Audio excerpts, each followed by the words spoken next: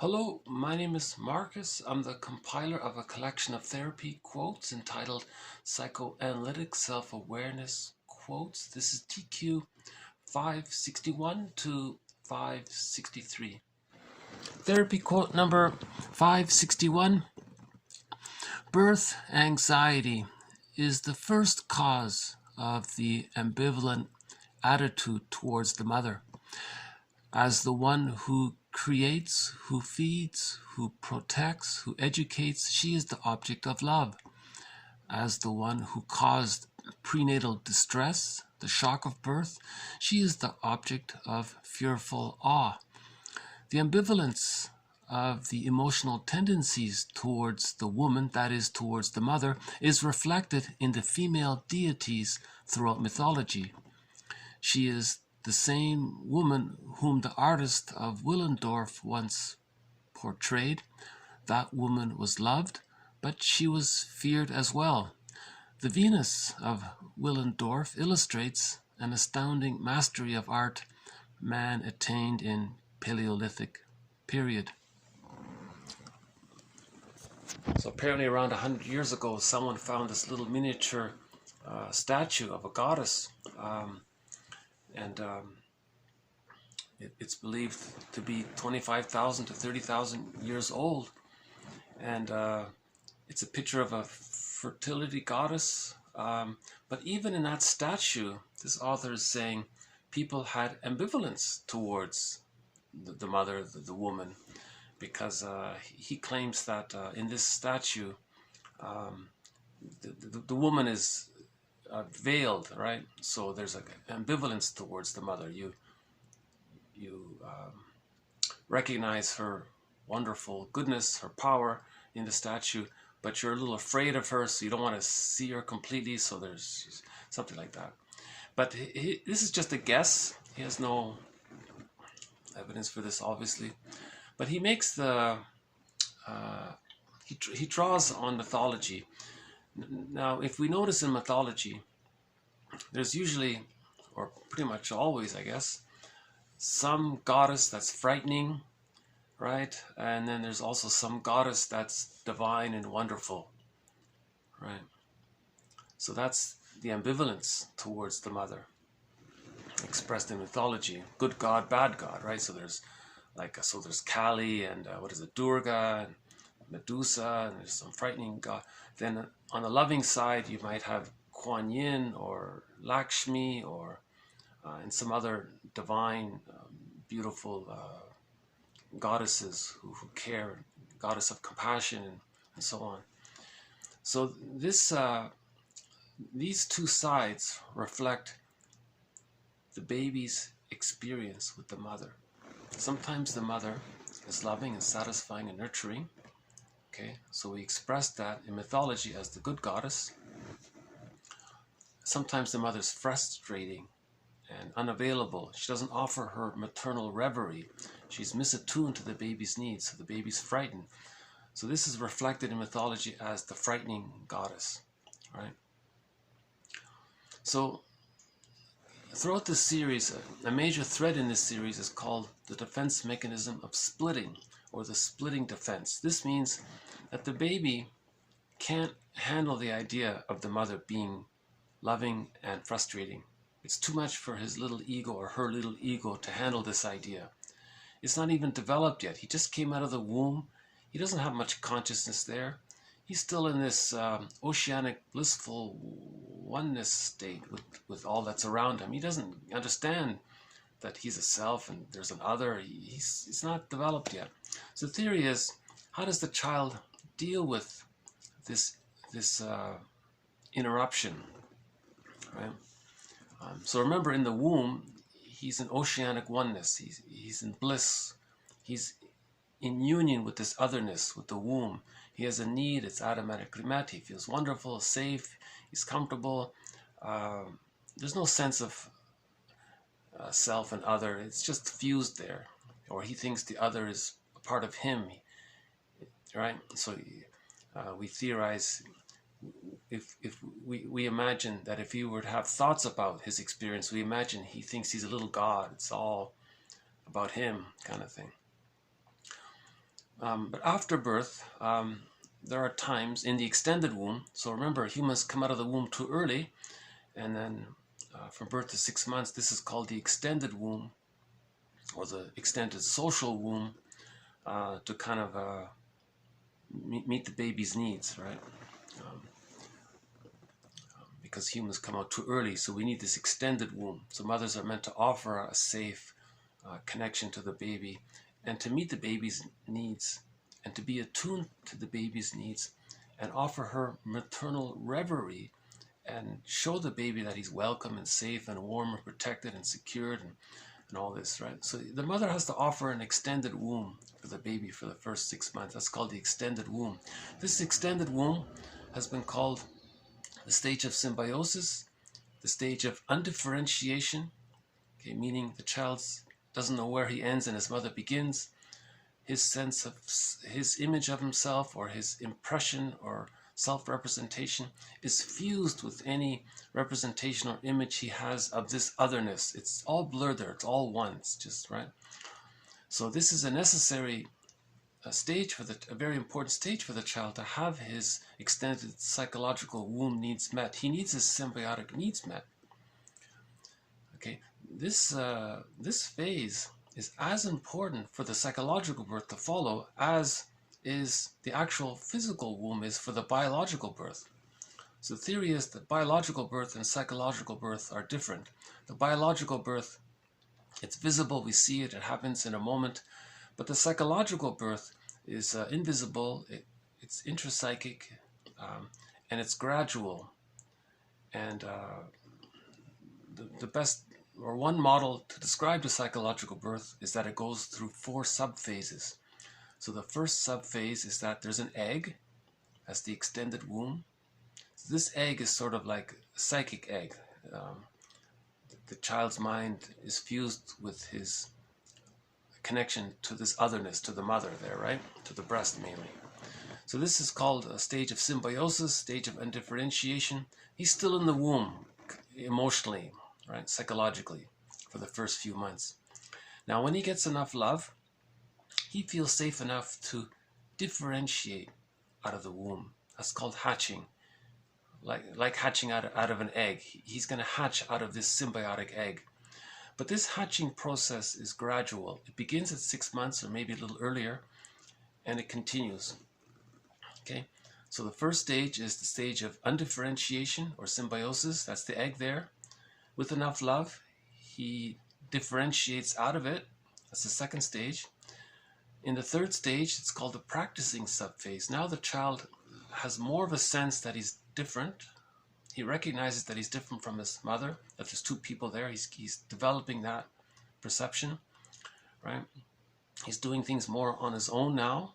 More of the child's life force is cathected to his self-representation, to his image of himself. In the second year of life, he's more of an explorer. He explores more, but he can return to his mother for emotional refueling and support as needed. And by the age of 3, all of these memories condense and form a part of his psychic structure called the holding introject, or the internalized good object. This becomes a part of him. At this time, with this psychic structure developed, we sometimes call this that he's acquired ontological security. So the safety the mother gave, the child thinks it's a part of himself now. That's called ontological security or basic trust. Okay, now much more of the child's life force can cathect to himself, and we can say that that's the psychological birth, because at that time the child feels safe enough to have connection to his real self. The real self is a part of the personality with various capacities, as described by Masterson in a recent video. So Masterson described the real self as a part of the person with various capacities. This part allows the person a wide range of appropriate affect. If the person later needs to mourn, the real self will allow the person to mourn the loss. If the person is in a happy situation, the real self will allow the person to be happy, and the real self will allow the person aliveness of affect, and the real self will allow the person to feel his feelings, aliveness of affect. So that's the bluebird of happiness. Shirley Temple talks about it. It's within. And this would be a good moment for the blue jay to make an appearance. But I don't see the blue jay yet. He might stop by before the end of this video. And the real self has various other capacities. The real self allows the person to know the person's unique individual wishes as the person sets goals or expresses his uniqueness. The real self, it allows the person to feel that that there's meaning in his life. He's expressing his real self, so that's meaningful to do that, right? So this is called the psychological birth overall at the age of 3, where the person has access to the real self and the capacities of the real self. Now let's go back to the first stage after birth. So from birth to 6 months, that's called the stage of symbiosis. Now, during this time, okay, the child has 2 images. Even though he's fused there, at the same time, he has 2 images of his mother. The loving mother, okay, which we see in mythology, okay, as a good goddess, and the frustrating mother, so as we see in mythology as the frightening goddess, right? Or frightening animal or creature or whatever, it doesn't matter, right?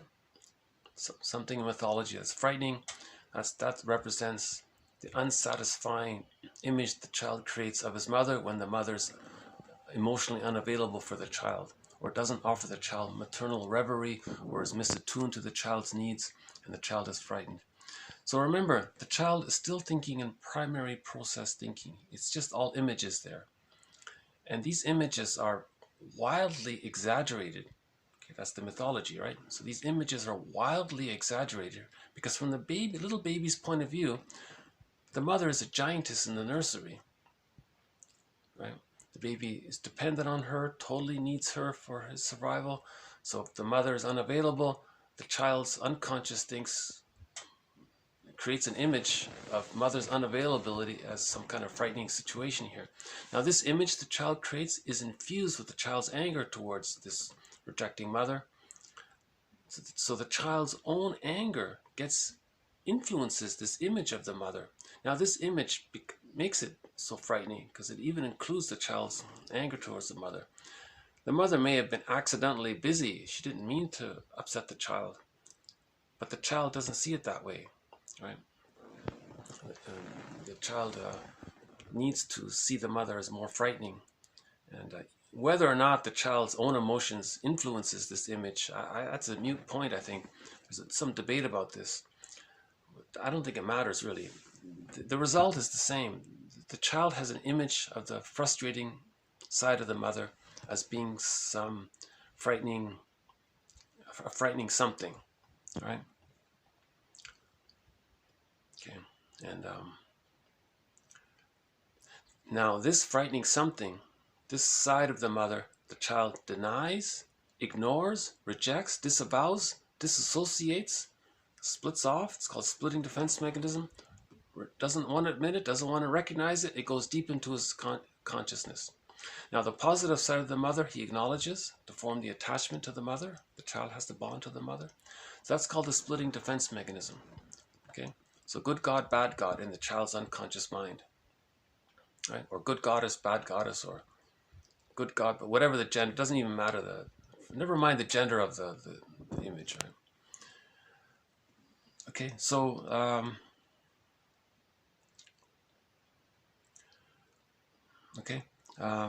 so in mythology, the good God could be a male good God. Usually it's a female good God, right? And the frightening image of the frustrating side of the mother could be could be male or female. Could be, is it that Kali woman, or could be a devilish creature. It's usually a male. So it's not about that side of it. The good God, bad God, let's keep the idea. That doesn't matter. The child creates images of his experience. you know, maybe if the Jesus. So maybe maybe if it's the boy creating it, maybe he thinks more. I don't know why in the mythology there's some of the goddesses are what's going on with that. That's not relevant. That's maybe for another discussion. That's maybe an elective topic. It's not really that important. The idea is that the child, to deal with the anxiety of the mother being sometimes loving and sometimes frustrating, the baby creates two images of the mother, and he denies one side. That's called the splitting defense mechanism. Now, if there's arrested development there, if there's a trauma there, the child is stuck with this unconscious ambivalence towards the mother, and he is not aware of it because he denied the one side. Okay. Now, that's arrested development right there. Because with a secure attachment style means the loving memories with the mother outweigh the frustrating memories. When the loving memories outweigh the frustrating memories, the splits come together and the child can differentiate. Splitting prevents that. Splitting doesn't allow differentiation, because if the child is so frightened, he has to cling to the mother. Right? The baby has to bond to the mother. The more frightening and rejecting the mother is, the more the baby needs the mother, the more he's going to cling to her, the more he can't let go of her. The child needs safety and a good feeling to feel safe enough to differentiate from her. So the child needs to differentiate to know himself. So we say that at 6 months, love and gratitude have entered the psychological picture because he received enough love to differentiate. So if he does differentiate, he's capable of love and gratitude and so on. But if the splitting defense mechanism is still there, he's still caught in this unconscious ambivalence with the mother, this unconscious battle with the mother, right? And he wants to try to master that trauma of the splitting defense mechanism. Okay, so we've had a number of videos up to this point regarding the splitting defense mechanism. This adds one more aspect to it. We've been using Rinsley's quote all along that splitting precludes, or splitting prevents mourning, precludes mourning. A person needs a secure attachment style to reach the psychological birth, to reach the real self. The real self allows the person to mourn losses. So splitting precludes all of that, doesn't allow that. The trauma happens too early on.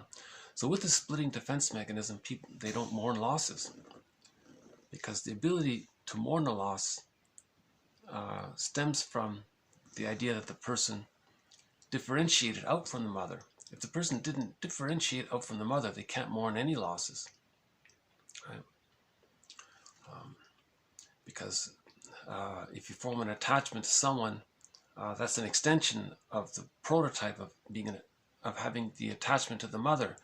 And if you didn't differentiate from the mother, you can't differentiate from the other person you're attached to. You know, so the person can't mourn losses.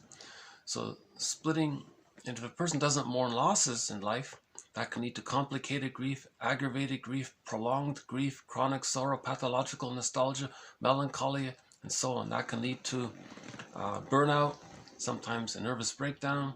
That can lead to, so that's because of stress on stress. It accumulates. So it's delayed onset of trauma. It can lead to the symptoms of PTSD then. And one person said, it can also lead to one becoming a curmudgeon, not an elder. You see, because of all the stress and the PTSD, they're irritable and angry and so on. Stingy, miser, irritable, angry, and so on, right? Not an elder. Michael Mead says we need more olders to become elders. They have to mourn the losses, then they can become an elder. Right? So mourning is very important. Some people say that all therapy is about mourning, and all problems that people have is because they're not mourning. So how do we mourn? We have to face the unconscious ambivalence with the mother. When we do, we bring up the two sides of the mother, see her as a realistic whole person. It's called whole object relating. Then we can differentiate and see ourselves as a whole object. If we're too frightened of the mother, we're stuck there. and we don't see, so we're caught in this love-hate, right? So when the child's needs are satisfied, okay, he feels satisfied from the satisfying image of the mother, so we're saying that's the love side. When the child's needs are misattuned or don't get met from the unsatisfying image of the mother, so we're saying that's the hate side, because the child's going to be angry around that.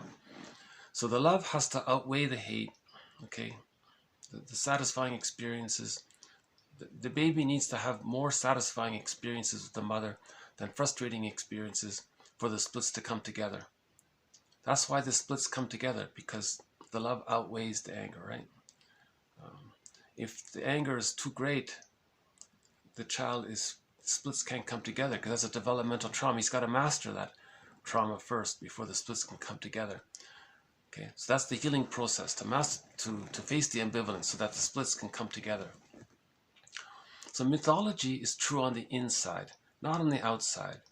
Mythology describes the inner world. It's a metaphor for this topic here.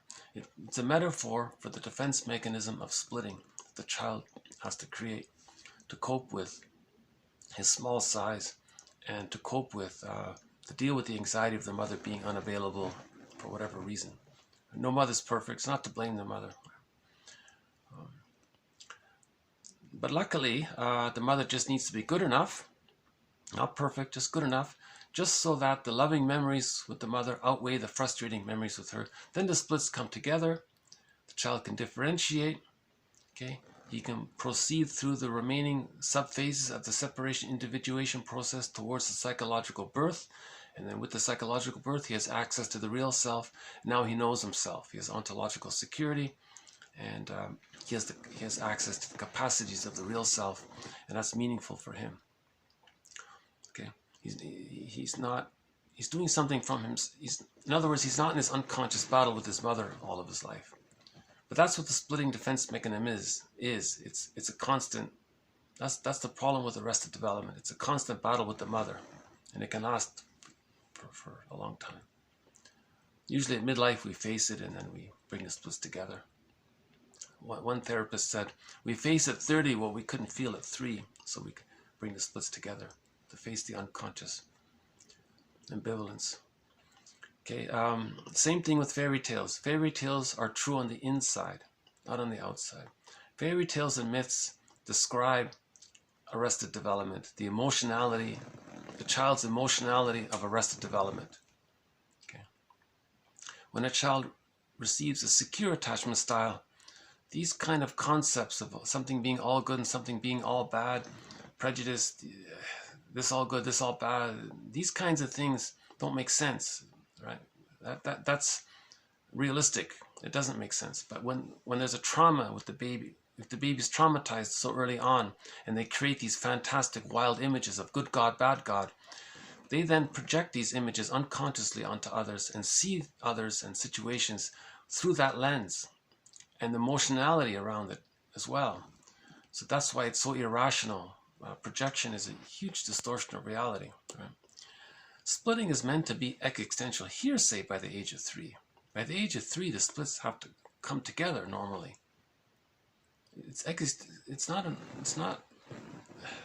Splitting is, and all of these other infantile immature defense mechanisms which the child uses to cope with the stress of being so small in the face of the giantess in the nursery.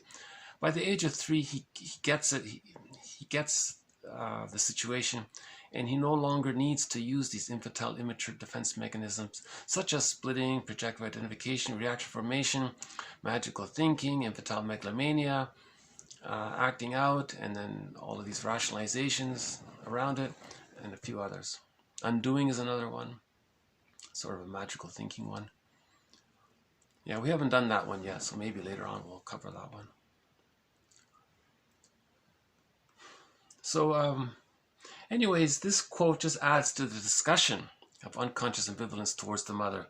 That little statue, the Venus of Willendorf, he says that people maybe felt angry towards the mother, so that's why the statue, you don't see the the statue's veiled. The woman's wearing a covering there, right?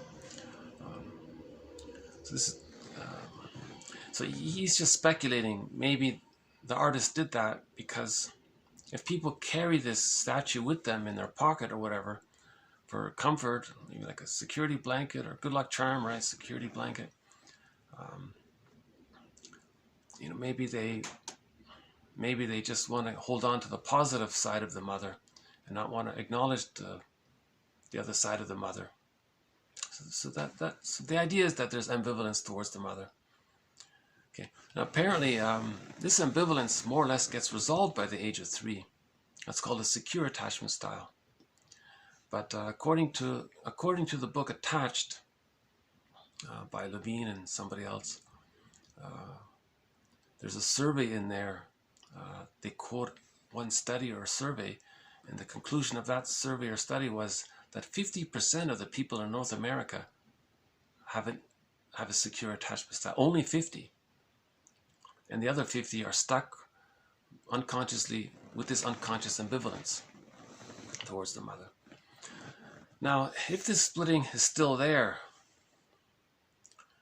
okay, the person has to preserve it. It's painful. It's psychologically painful. There's psychic pain around that, to have this unconscious anger. So the person may want to seek relief from it. So what he may do is project the rejecting image of the mother. Okay, it's in the unconscious. It's compartmentalized and disowned, but the person may project that image onto a non-threatening substitute other, and then think that that other person is the bad mother. And now they want to express some of their anger towards their mother through the proxy.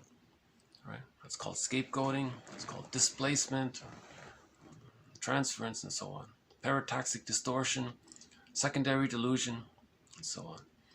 But the psyche allows the person to project, or prompts the person to project what they disown. It's called the mirror defense. The psyche wants the person to see what they're denying in themselves. So if the person has these irrational thoughts, it's meant for the person to see that they have unconscious ambivalence towards the mother.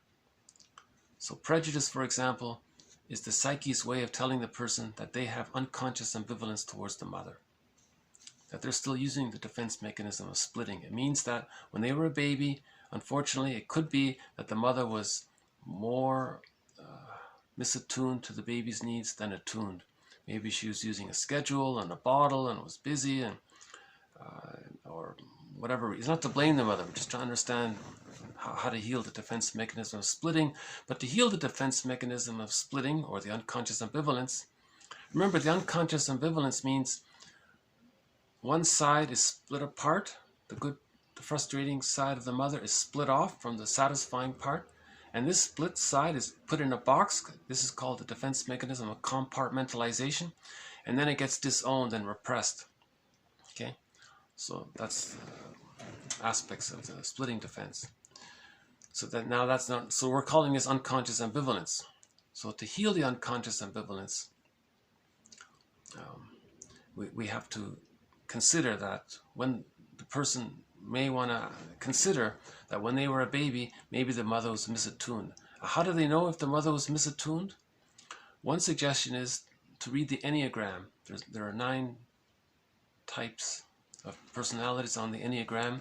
There are descriptions of the 9 types based on the insecure attachment style, so that's the unhealthy versions of it, and there are 9 types based on the secure attachment style.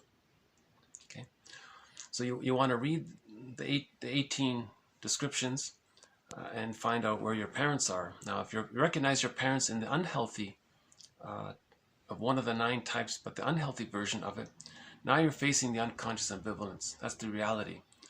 Okay, so the parents were psychologically incomplete, as Dorothea MacArthur calls it. That the parents were psychologically incomplete. It's not to blame the parents. It's just acknowledging that the parents were, to use her words, psychologically incomplete. They didn't achieve the psychological birth. They themselves had an insecure attachment style with their parents. This is called intergenerational trauma. So they had arrested development. So they couldn't offer a secure attachment style to their children. So as we face the unconscious ambivalence, Okay, so feelings will come up, and then we can heal the splits and differentiate and heal that way. So we do for ourselves what the parents should have done by the age of 3. It's called self-reparenting. It's called the moral revolution. It's called taking personal responsibility for our own healing. It's called the adult responsibility of healing ourselves and healing our inner child, and other expressions for it. Man's main task is to give psychological birth to himself. Okay. Now, normally this happens at the age of 3, but if it didn't happen, in that case, then man's main task is to give psychological birth to himself. That's his responsibility. Wilson calls that the moral revolution, to do that. Right? Okay.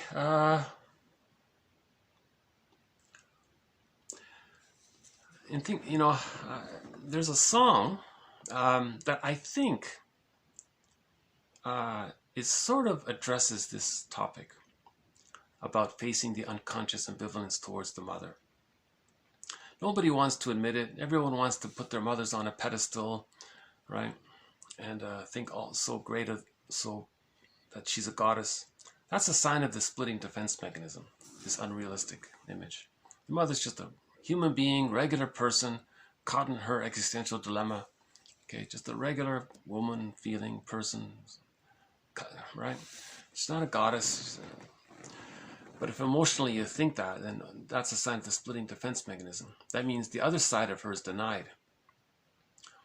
And I had the suggestion earlier that on Mother's Day, that's the day when mothers come clean and write letters to their adult children, telling their adult children the truth of their early childhood. That would help with the healing process. It'd be painful and disappointing, but it'd be a necessary healing process. Right? On Father's Day, the same thing. They write letters to their adult children, explaining the truth of how they felt, what happened, was there birth trauma, or anything they think that the adult child would need to know to help them heal. And the same thing with the mother, especially in particular with the mother. They would want to confess everything that would help their adult children to heal. Give them all the information. Don't leave anything. Just give, right? It'll be the most difficult thing for her to do, and the father as well, but especially for the mother to do this. We're calling this, I think this is what Mother's Day should be about. On Mother's Day, that's the day when mothers take the responsibility to help send these letters. If the children want to celebrate their parents, they can do it on their birthdays. But on Mother's Day, on Father's Day, that's when they take some responsibility to help in the healing. Right? Remember, parents are there to meet the needs of the children, not the other way around. The way Mother's and Father's Day is currently, it's kind of like the other way around. So we can correct that by... So just a thought. We'll see if we can develop it later on. This is one song. I think it's sung by the Bruce Springsteen of the North, Claude McKenzie. In my opinion, he's the Bruce Springsteen of the North, Claude McKenzie. And he's singing in his indigenous language. And I think we can say an approximate translation of the song might be having the courage to face the unconscious ambivalence, to face our hidden feelings, to face the truth, to face the situation of not being in denial to not live with these baby fantasies of goddess and demon, all that, like to have the courage to acknowledge both sides.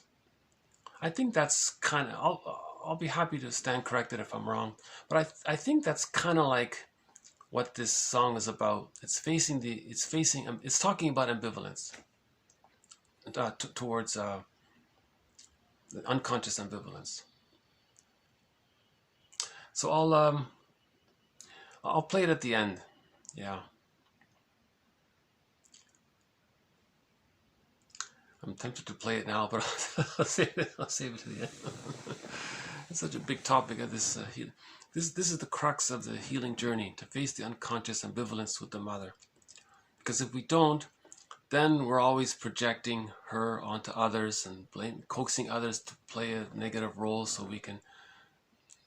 So projective identification, where you coax others to be negative, so you deny the split and then act out. See, either we act out and don't remember and repeat like Sisyphus and act out, or we talk, remember, and heal. So this song is an attempt to talk, remember, and heal. Okay, so this song, so let's play. So this song is an attempt to talk, remember, and heal. So my translation of this song is, let's talk, remember, and heal. And this is sung by, in my opinion, the Bruce Springsteen of the North, Claude McKenzie, while he was in the band Cashton. The song is called Chi Pat Shin Man.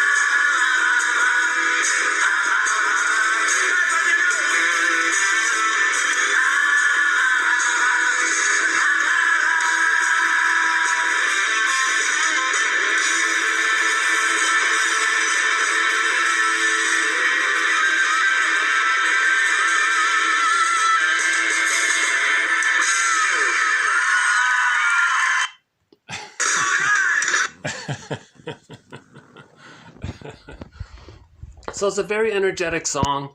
He's saying, let's face the ambivalence. Let's face the truth here. There's let's acknowledge both sides. Let's stop with this Pollyanna, something being all heavenly or something being all terrible. Let's face that there's ambivalence. Let's acknowledge that there's two sides to every story, that there's a third side of the coin. So this, we could say this song reflects the third side of the coin. When you acknowledge both sides, that's the mature, realistic perception. The baby at the age of 3 sees the mother as a realistic person. The baby synthesized the two images of the mother, the satisfying image of her and the frustrating image of her. He integrated the two, put them together, synthesized it, and came up with a new, better, more mature, more realistic image of the mother. Okay, that's called psychosynthesis. That's healing, integration, healing. When you put the unrealistic two sides together and you get one realistic, more grounded, realistic picture of the mother just being an ordinary human being, a woman, just a woman, a person, not a goddess or a demon. She's a woman. Okay, with the splitting defense mechanism, people go through lives unconsciously projecting these fantasy baby images onto others or situations or institutions or and so on, you know. And so he's saying, let's face this. Let's heal the splits. This song is called Chi Pat Shiman by the band Kashtan. And good song, underappreciated song. A great band from the 90s called Kashtan. I think they only put out 3 albums. And indigenous, I think, I'm not sure, but I think he's singing in whatever their indigenous language is. It doesn't matter, right? See, there's the point right there. We're all facing this issue of needing to face unconscious ambivalence. We all have it. We all have unconscious ambivalence. Even 30,000 years ago with that statue, the Venus of Willendorf, they also had to deal with unconscious ambivalence. This is something we're all dealing with. Healing, facing, acknowledging the two sides of the mother. That's in the brain, in our unconscious images of her as goddess or demon, as expressed in fairy tales and myths, right? So we want to bring the splits together, right? Then we can differentiate, and then we find ourselves, then we have access to the real self. When we have access to the real self, okay, that's meaningful. We feel connected to ourselves. There's a wide range of feelings. If the person wants to feel empathy and gratitude, they can. If they want to feel love and joy, they can. If they need to cry and mourn losses, they can. If they feel regret for a mistake, they can feel regret. So it's very human. Jackins calls that the human side, having access to more of the human side of being human, rather than with the arrested development constantly in struggle with the mother. Because the main emotions with the arrested development in the first few months is anger, envy, greed, spite, vindictiveness, schadenfreude, and so on, as discussed in previous videos in the narcissistic pattern, right?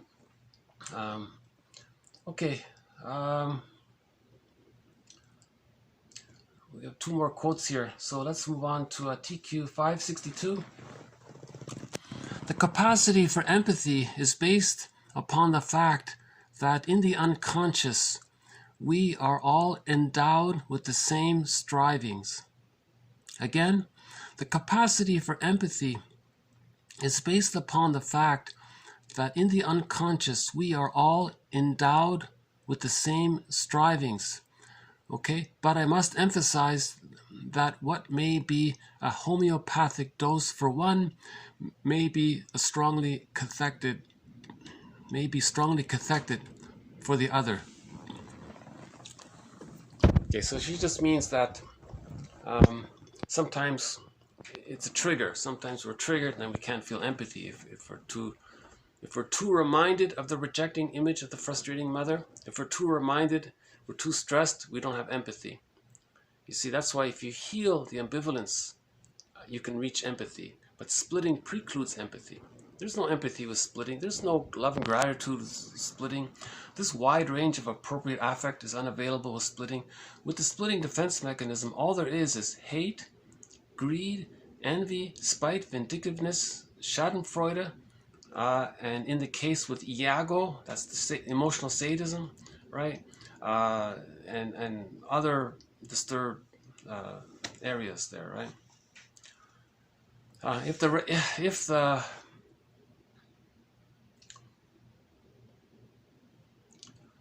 I won't go over all of that. Yesterday's video covered some of that. The past few videos have covered some of the patterns that come out from arrested development between birth and 6 months. The narcissistic pattern, the closet narcissistic pattern, the hostile provocative attachment style, the, okay, quote, hiding behind power struggle as a character defense. Okay, remember there was a battle with the breastfeeding. Later on, they battle with others to master the trauma at the breast with the mother. So they're always in conflict with others. And that's the only thing they're stuck there. They're traumatized in the feeding process, so they're always creating these conflicts. And it becomes their character. They're so traumatized. Then there's some of the schizoid patterns. Like for example, the Iago one.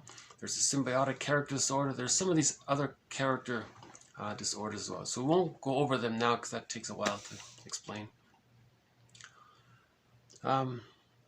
So when we heal the unconscious ambivalence, when we face the unconscious ambivalence, we heal the splits. When we heal the splits, we find ourselves.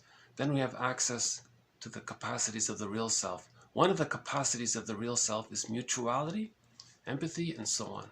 So we have to face this unconscious ambivalence. So that song was a recognition of this duty or this moral responsibility, this genuine heroic act of facing the unconscious ambivalence. So either we repeat and don't remember and act in this infantile way with these unrealistic, distorted images, or we heal and find ourselves, because humans are loving and capable, but we have to have access to the real self. This hate is a byproduct of not getting the love we need. So that's where the hate comes from. It's not innate. It's a byproduct of the anger of the baby afraid. So that's not our natural state. It's a pathological. It's a temporary state. But if there's a trauma there and they get stuck there, that can lead to the unconscious ambivalence, the fixation on the rejection level. Bergler calls it. Okay, let's one quote about that might be helpful in understanding the healing process. I think might be from Melanie Klein, one of our mentors in this series. So we'll do one more quote here, TQ 563. His urge to transfer his early experiences, object relations, and emotions. The client deals with the conflicts and anxieties which have been reactivated by making use of the same mechanisms and defenses as in earlier situations. This quote is actually better than it sounds. This is a good quote, actually. I encourage self-reflection on this quote. She's saying when a person projects their childhood scenario into the present, they're then going to use the same coping mechanisms they used as a child, and they're going to do the same thing again in the present. So it didn't work in the past, so why are they doing it in the present? I mean, it worked as a band-aid in the past, right? But that's a trauma there. That was only meant to be a temporary, desperate situation that the baby used to survive his babyhood time. But now as an adult, he's got to let go of that band-aid and engage in being the mature adult, right? So the quote is, in the repetition compulsion, we recreate or relive or re-experience our childhood situation in the transference, in our projection, in our projecting out, in our rationalizations, in our acting out. If the baby didn't get enough love and he's greedy, okay, so he's still caught in that childhood situation. Now he's going to use the same kinds of coping mechanisms. So the baby used splitting, the baby used projective identification, denial of one side, unconscious ambivalence, projection, projective identification, acting out, and so on, reaction formation. So now all of those are meant to be existential hearsay. Now when they repeat the childhood situation in the present, their inclination is to reuse all of those baby defense mechanisms again in the adult present. So that's what she's saying. So with transference of the past into the present comes those old defense mechanisms into the present. Now those old defense mechanisms are meant to be existential hearsay by the age of 3, and they're still being used in the present. You see? So awareness of this, okay, is what's being called for. Because when you're aware of it, then you face the unconscious ambivalence.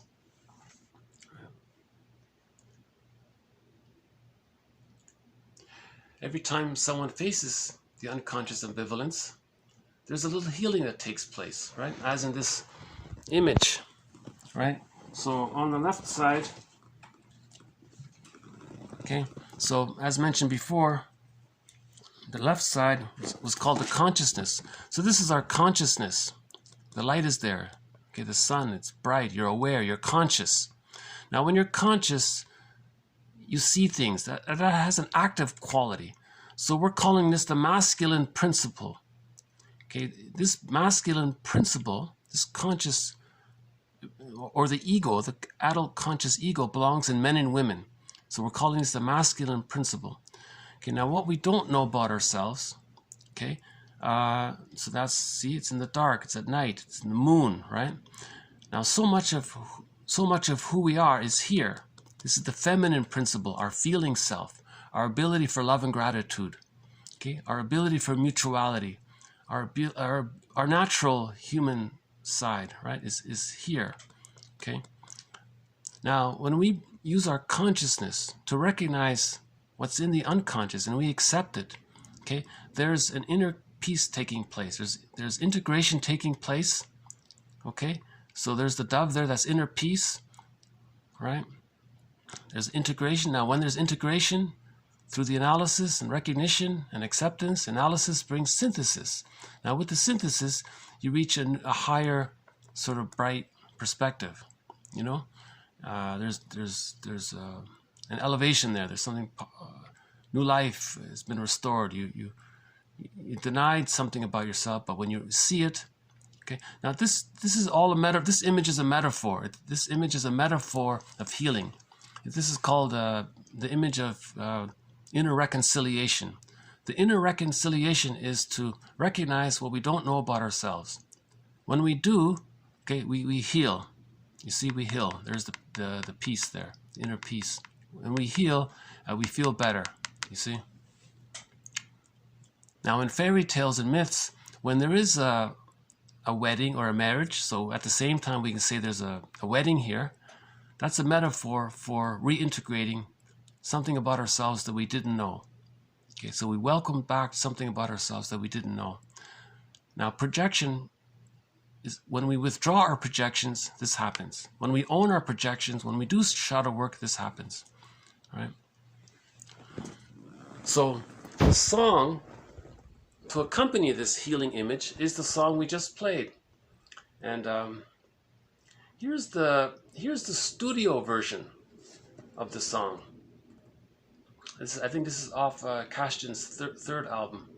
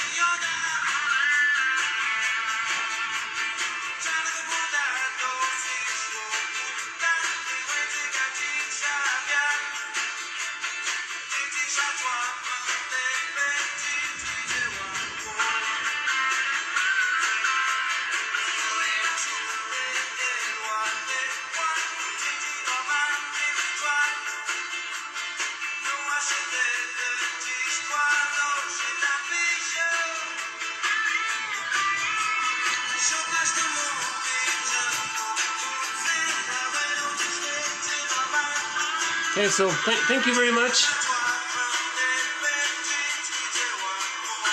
This has been TQ 561 to 563. More on the idea of unconscious ambivalence. Otto Rank says this unconscious ambivalence begins at birth. The good mother was experienced in the womb, and right at birth, the child thinks mother is now, there's the other side of mother. It's frightened. This can happen at birth, some people say. So TQ 561, yeah, he makes reference to this about birth anxiety. That's when the split images begin, when there's birth anxiety. Or it can happen, if there's no birth anxiety, it can happen later on, a little later on. But why not? Maybe it does happen at birth. Whenever it happens, there's bound to be unconscious ambivalence during the first 3 years, right? And the idea is to heal it if it doesn't get healed by the age of 3. So we had one more follow-up quote on empathy, the recognition that we are all endowed with the same strivings. We all have the same psychic apparatus. We all have the same all humans have the same psychic apparatus, the same needs, the same situation of having a biological birth and then needing to go through some process to reach a psychological birth. We all have the same psychological apparatus. If anybody traumatized early on is going to have one of those patterns. Anyone who receives enough love is going to have the pattern of realistic thing. One quote says, all wise people agree on the same, they all see the same thing, they all agree, right? Because when you're healed, you see things, there's common, right? But with traumatized, you're projecting, and it's more in the repetition compulsion. There's a lot of projecting going on. Is the person projecting the satisfying image of the mother? Is he projecting the enticing image of the mother, the rejecting image of the mother? Which self part representation connected to each of those 3 other representations might he be projecting? So like 6 little parts there. He might be projecting them back and forth and flipping around. So it's a little, the soul is fragmented. So everyone can have a soul fragmentation experience if they don't receive enough love in the beginning, right? If everyone has a healed soul, we all pretty much agree on things because it's realistic. We see things, When we're too traumatized, we're projecting the frightening situation into the present, and we're seeing things unrealistically. Some call it a secondary delusion, and Melanie Klein has some jargon around that covered in previous videos. So empathy is the recognition that we all are endowed with the same psychological apparatus, with the same needs. We all have the need to bond to the mother, right? No human comes out of the womb walking, talking, autonomous, and can be himself. Not at all. Every human has to bond with the mother. So we're all in the same boat that way, right? We're all humans that way. Again, just the recognition that the more traumatized they are, the more easily triggered they're going to be, the harder it is for them to remember their empathetic perception if they're too triggered. Again, the last quote here, I think is a very helpful one. When a person projects their childhood situation into the past, they're going to, at the same time, use those same defense mechanisms they used from childhood. Just to recognize that, that's very helpful, just to recognize that. Right? So it leads to self-compassion. If we recognize that, we're going to, from the recognition of that, we're going to feel safe because we saw something. So we may cry just to recognize that. The recognition is a form of safety. And then all that tension gets released from the safety. So there's a delayed onset of grief with the safety. So when we recognize our projections, we may cry because we realize that we're wounded, but the realization gives us safety. Now that safety allows the person to mourn the loss, to mourn, right? To release some of the sadness of not getting the love, or to release the stress of not getting the love. When we feel safe with the recognition, so this quote offers some recognition that we're still using infantile immature defense mechanism, or we may be, right? So, okay.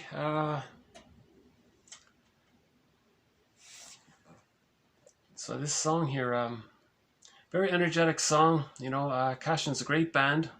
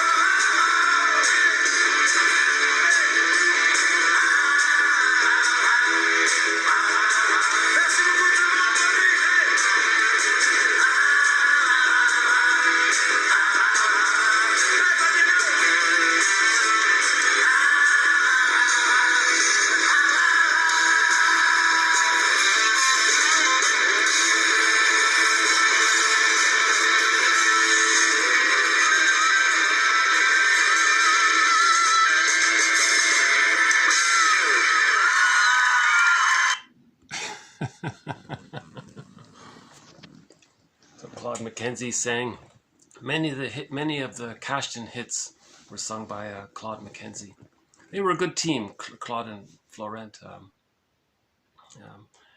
The Cashin's biggest hit is China No, so maybe we'll play that in a future video. Okay, how do we face this unconscious ambivalence? I mean, it's so unconscious, right? We can consider that we know that prenatal stress syndrome exists.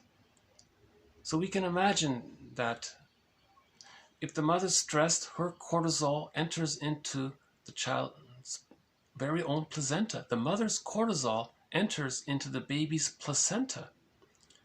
So the mother's cortisol goes down the cord and enters into the child. Now the child is stressed from the mother's stress.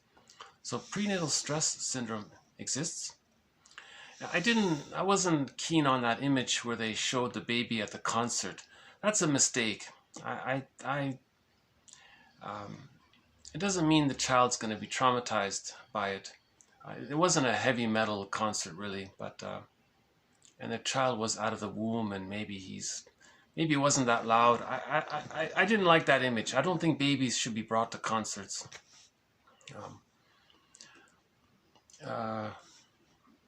Or at least, non-acoustic concerts, let's say. Anyways, so birth trauma, not talked about much, but it's obviously there. It's very stressful. If we had a previous quote that suggested that the baby should be handed to the mother right away in one motion. Leave the cord, leave the placenta, to preserve the continuity of the womb life. To preserve the continuity of the womb. Don't let the baby think that he's not in the womb anymore. He needs the extended womb from birth to 6 months.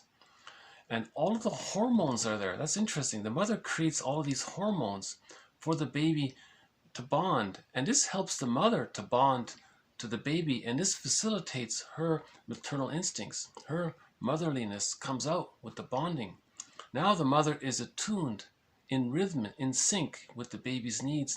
And whatever the baby needs, the mother can be there, like the womb for the child for the first few months.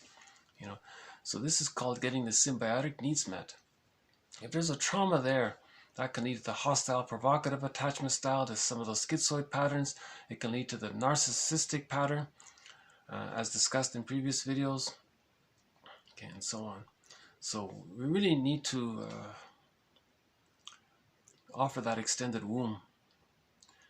If the child gets his extended womb needs met, and he's able to differentiate, the splitting defense has been healed, okay? That means love and gratitude have entered the psychological picture. Empathy has entered the psychological picture. The capacity for mutuality has entered the psychological picture. Now, between birth and 6 months, they didn't quite reach the full psychological birth, but they can do it. It's easier, I think. The codependent pattern can do it afterwards. But it's much harder if the person didn't get that egg needs met, the symbiotic needs met. It can be done, but it's much harder. All right. So he's saying here as well, in this quote here, Kohen here, he's saying that at birth, the splitting defense mechanism is used already at birth. Good mother from the time in the womb, bad mother from the time after the womb. And we had that, and somebody had that joke. We spend the first 9 months of our lives trying to get out of the womb. With the birth trauma, we spend the rest of our lives trying to get back in. Okay. So this can lead to a lot of fantasies about reunion and oneness and bliss and these kinds of things, like that oceanic oneness, blissful feeling of being one with the mother. That's that ocean, right? So we may have these kind of restorative fantasies or restorative wishes. And sometimes it's called regression in the service of the ego. It may be helpful sometimes to have some of that, but not get stuck there. Or I don't know about that. I won't comment further on that. I don't know about that. What else here? Once more. Birth anxiety is the first cause for the ambivalent attitude towards the mother. As the one who creates, who feeds, who protects, who educates, she is the object of love. As the one who caused prenatal distress, the shock of birth, she is the object of fearful awe. That's the splitting right there. The ambivalence of the emotional tendencies towards the woman, that is, towards the mother, is reflected in the female deities or images throughout mythology. This, for example, she is the same woman whom the artist of Willendorf once portrayed. That woman was loved, but she was also feared. Okay, so this little statue called the Venus of Willendorf illustrates an astounding mastery of art man attained in the Paleolithic period. The capacity for empathy is based upon the fact that in the unconscious, we are all endowed with the same strivings. But I must emphasize that what may be a homoeopathic dose for one may be strongly cathected for another. See, this may be why it's hard to withdraw our projections, to own our projections. If we own our projections, that's a homeopathic dose. Remember that quote from about a couple of weeks ago? Someone called it the hair of the dog. You want a little bit of the bad mother, you want to re-experience it. He called it the hair. We played the song Hair of the Dog. You want a little bit of that dose of the experience with the mother. You want to re-experience some of that. That's a homeopathic dose, right? So to help facilitate the body going through the cycle of it all somehow. So if a person projects, if a person has a strong prejudicial idea, oh, this institution or this group of people or this whatever, fill in the blank, is all, right? So there's the splitting defense mechanism, the prejudice, fill in the blank. The exercise is, in what way is that true for the projector? Now, if they can do that, that's a homeopathic dose. So they can own what they're denying. But sometimes it's so much they can't even do that. So maybe they just have to a little bit. Maybe in what little way are they like what they're projecting? Maybe they can take small amounts, kind of thing. So that's why the moral revolution is self-awareness. To look with, when we say know thyself, we have to know both. Okay, we have to know the conscious and the unconscious. We have to know both sides. We have to know the left side there, and we have to know what we don't know about ourselves. The sun and the moon. Okay, so to know thyself means to know both sides, the conscious self and the second self of the unconscious. Because it's the second self of the unconscious. Okay, it's the feeling self. It's what we don't know about ourselves. That's where our meaning is. That's where our gold is. Our treasure is there. So again, Robert Bly's metaphor, by the age of 5, so much of who we are gets put into this bag that we drag behind us. Our feeling self goes into this bag. Our pathway to reach the psychological birth goes into this bag. Awareness of unconscious ambivalence goes into this bag. The awareness of which defense mechanisms we're using in relation to this unconscious ambivalence, that goes into this bag. So much of who we are and what happened to us, our feeling self, it goes into this bag. Now, when we re-own what we disowned, okay, that's integration, that's called synthesis, we reach a higher level, as the picture here shows. Now, this second self, so when we say know thyself, know the conscious self and know the second self. This second self is sometimes called the second self of the unconscious. It's sometimes called the secret self. It's sometimes called the stranger within. It's the one who walks with us, who's not like us, but who is us. One poet says, someone's living my life and I know nothing about him. In literature, it's the motif of the double. Right? It's sometimes called the shadow soul, or maybe the alter ego sometimes. Now, all of the energy in there is called the id. Okay, so sometimes we just call this the id. That's what we mean. If the word id is being used, they're referring to all of the energy that's in the bag. Okay, so where id was, ego shall be. Okay, so you want to make the unconscious conscious. That's the healing journey. You want to integrate it. Now, interpretations offer that bridge. Interpretations link something that we know about ourselves and something that we don't know about ourselves. So we're integrating. So we're seeking the quest for wholeness. We're seeking integration, right, so that we can find ourselves. And the journey of doing that is facing the unconscious ambivalence. That's the heart of it, really, facing the unconscious ambivalence.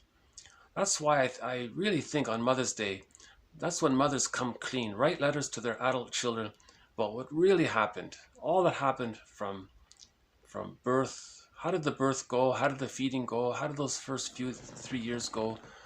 Was the person just come clean? The mother can admit she didn't know what she was doing. She has to really come. It'll help. The more she can offer it'll help in the healing process. That's the least you can do. The very least you can do is apologize and make it out in the open so that the person can at least have a chance to heal. He needs the knowledge. He needs to know what's healing. Right? And fathers need to do the same thing. So I think Mother's Day and Father's Day should be the days when they write letters to their adult children and come clean, right? To help their adult children heal. Right? Now, if they had a secure attachment style, they can still send letters, and so there'll be different degrees around this. Yeah. Yeah, so unconscious ambivalence. So again, this statue, the Venus of Willendorf, acknowledges, he's saying that this statue acknowledges the unconscious ambivalence with the veil there. His theory is that's a reference to the unconscious ambivalence towards the mother, the other, the women, and so on. Because from the baby's point of view, women have so much power, so maybe that's why in mythology it's usually goddess and god, or goddess and, you know, good goddess, bad goddess, that kind of thing, right?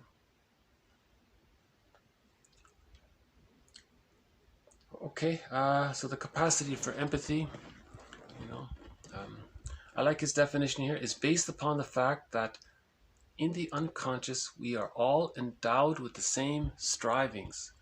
We are all endowed with the same strivings to have a secure attachment style with the parent.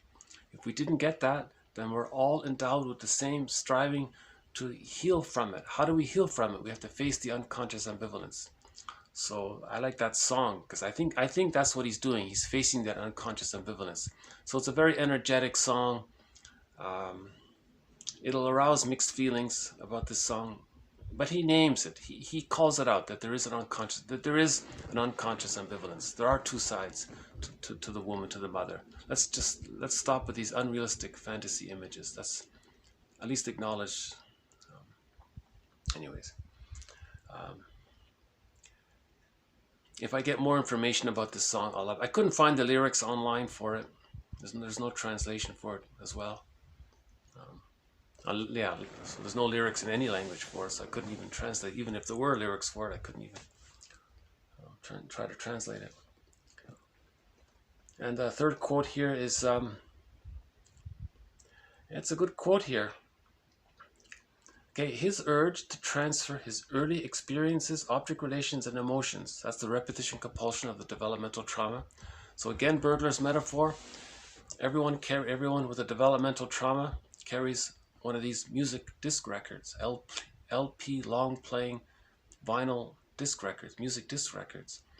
And on that record is imprinted, okay, the early experiences, the relationships they had in those early experiences, how things went, and the emotionality. It all gets imprinted on this record. The person carries this record with them everywhere they go. Every time they see a record player, they play that record on that record player. They're bringing the past into the present and they're trying to repeat it. Now, when they repeat it, here's the point here. Notice the person is still using the same infantile immature defense mechanisms that they used back in babyhood time. They're still using it again. Now, think about it. Those infantile defense mechanisms were an emergency defense mechanism to deal with the trauma. It didn't heal the person. It didn't truly solve the problem. It didn't. Right? It was just this, if it solved the problem, we wouldn't be using these defense mechanisms. They wouldn't still be used, right? So that awareness is helpful, that the person is still bringing forth those infantile immature defense mechanisms. If they worked in babyhood time, we wouldn't be repeating them now, right? And that's what's causing all of the stress. So if we're aware of these infantile immature defense mechanisms around the unconscious ambivalence, okay, then we're working towards homoeopathic doses. Okay, so we want to own, admit, confess, believe, recognize, accept. And this is very individual for how people engage in this. Usually you want to find a quiet place alone and maybe read a book about it, and then you might, oh, okay. Sometimes there's intellectual, I find a lot of times there's intellectual insights, but that doesn't heal. But that prepares the person later on for an emotional insight around it. So that's okay too. It can happen in different ways. It's usually not going to happen if the person is very distracted and busy and so on. So timeouts are good. That's what the midlife audit's for. The midlife examination period is for. Whether or not there's a crisis around the midlife, it's good to have a timeout at midlife and to do the self-audit. You know. Now, if a person has a secure attachment style, this is not really the issue, right? We're talking about people with the secure attachment, with the insecure attachment style. But that's a lot of us. I mean, we're talking. That's a lot of people. In North America, that would be almost 200 million people, 150, 160 million people. I don't know. No more, huh? 200, whatever. 50, the survey said 50% of people in North America, I'm assuming they included Mexico, right? All of North America. They said 50% have an insecure attachment style.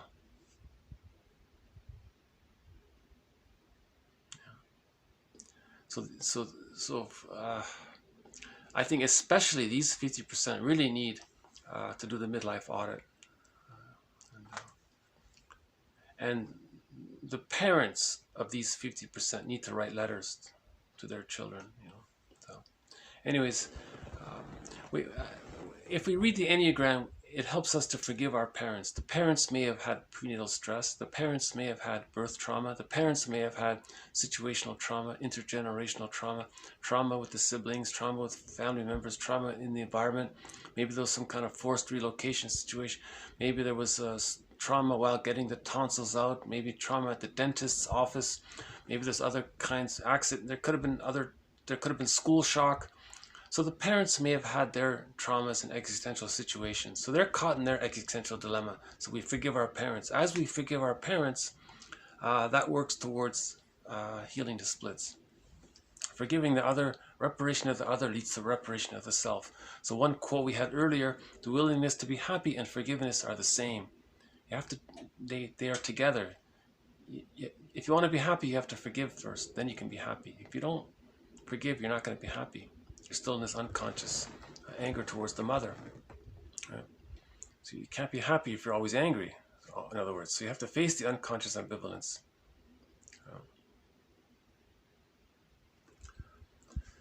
Okay, so this has been the second video on the unconscious ambivalence of the ambivalence. There's about a week ago there's a video that's the title. It's entitled Ambivalence, and then there's ... So that video also talked about the unconscious ambivalence.